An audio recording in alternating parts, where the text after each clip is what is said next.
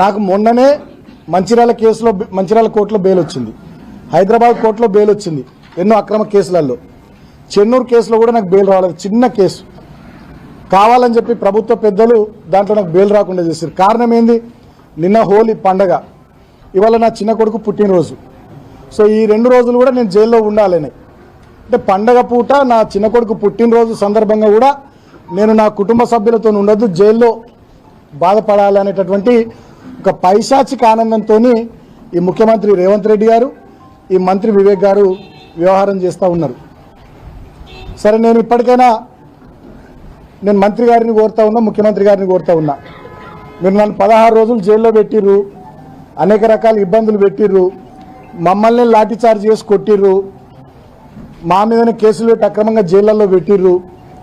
ఇప్పటికైనా మీ కక్ష తీరింది, ఇప్పటికైనా మీ కడుపు మంట, మీ కళ్ళ మంట చల్లారింది అని చెప్పి నేను అనుకుంటా ఉన్నా.